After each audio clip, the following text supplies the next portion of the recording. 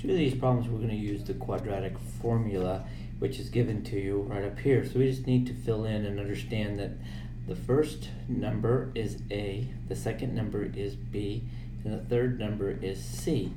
So if we go through and fill in with our quadratic formula and go x equals opposite of B, so it happens to be a 2, so it's a negative 2 plus minus the square root of B squared, so it's 2 squared minus 4 times A, which happens to be 8, and C, which happens to be a negative 1, all over 2 times A, which happens to be 8. So once we have it filled in, then we all have to do is just use our calculator and do the problem. So I'm going to go ahead and just do part of it already.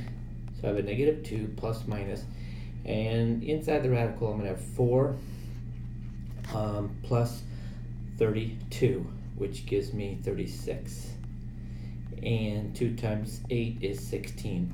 And if I continue doing this problem, I'm going to get a negative 2 plus 6 over 16. And I'm going to get a negative 2 minus 6 over 16. So we're using the plus and minus like we've done before. And if I go ahead and finish this problem off, this is going to be 4 over 16, which is 1/4. And if I do this one, I'm going to get negative 8 over 16, which will give me a negative 1/2 reduced. You might get a 0.25 and you might get a negative 0.5 as your answer if you're using your calculator. Both of those are correct. Examples I have here are problems that aren't in what's called standard form, and that means we need to have the 2x squared with the other letters. And I'm going to go ahead and move it to the right. So that gives me 0 on the left, so I have a negative 2x squared plus 4x plus 1. And so my A is negative 2, my B is 4, my C is 1. And so I can use the quadratic formula, which is x equals opposite of B, so minus 4, plus minus 4 squared minus 4 times A times C, all over 2 times A. And so if we continue doing this problem, I'm going to get a negative 4 plus minus, and let's do inside. That's 8 and 16, which will be radical 24 all over a negative 4. Now this one you're going to need your calculator for to do. So doing the negative 4 plus a square root of 24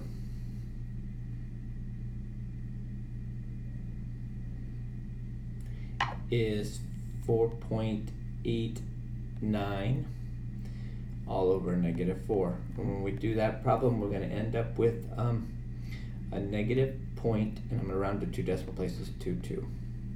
So there's the plus part. Now let's do the subtraction part. So it's a negative 4 minus 4.89. So negative 4 minus 4.89. Divide that by negative 4. And I'm going to get 2.22. So when we do the problem, we get a positive and we get a negative. So now we're going to do this problem. Once again, it's not in standard form, so I'm going to need to move that 4x over. But I'm going to keep my 3x squared, but now it becomes a 4x, and I'm just putting it in the proper form, equals 0. And now I have my A, my B, and my C. So I'm going to go through the same process I've been doing. So x equals a negative b plus minus square root of b squared minus 4 times 3 times 2 all over 2 times a.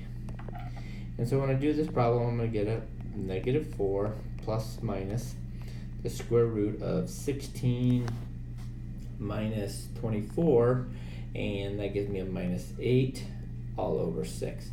Keeping in mind now we have a negative in the radical sign, so this is going to be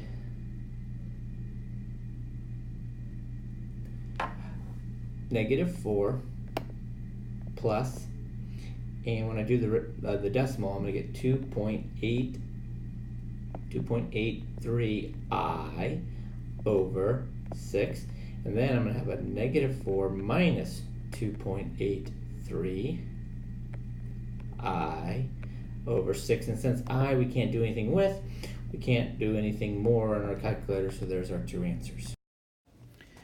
Today we're going to go the opposite direction, so we're going to write an equation from the solution. So here's the answers. To do that, we're going to set up by using x, and I'm going to minus whatever's in there. So this happens to be 5/3, and that'll be one answer. The other answer will be x minus, and this type means a positive, so it just stays as positive 1/2. This really is x plus 5/3, and this is x minus 1/2. What I'm going to do is show a little quick trick that we're going to use to do this problem. And the quick trick is you're going to take whatever the denominator is and you're going to write it with the x, basically removing the fraction. We're going to write the denominator and write it with the x. So basically we're going to multiply and put it right here. By multiplying, it gets rid of it on the one side. Now we've created a problem where we can FOIL it out, and we'll have our equation. So if I FOIL this, that's 6x squared, that's minus 3x, 10x, and then 5 times -1 is a -5. And if I simplify this by combining like terms, these two are like terms, and this is equal to 0, I've created a quadratic equation from a solution. So let's look at our next problem over here. We're maybe a little easier because it's not fractions. I'm going to do the exact same process. I'm going to go x minus whatever my first solution is, and then I'm going to go x minus my other solution. Once again, it's a -3, so I'm writing both of them. So this becomes x minus 2, this becomes x plus 3, and now I FOIL. There's no fraction to get rid of, so I can just go ahead and FOIL. So x times x is x squared, x times 3 is 3x, -2 times x is a minus 2x, and a -2 times 3 is a minus 6. Combine my like terms, gives 1x, and I don't write the 1, and that equals 0. I've now created a quadratic equation that if we put this into the quadratic formula that we've already done, you will get those answers.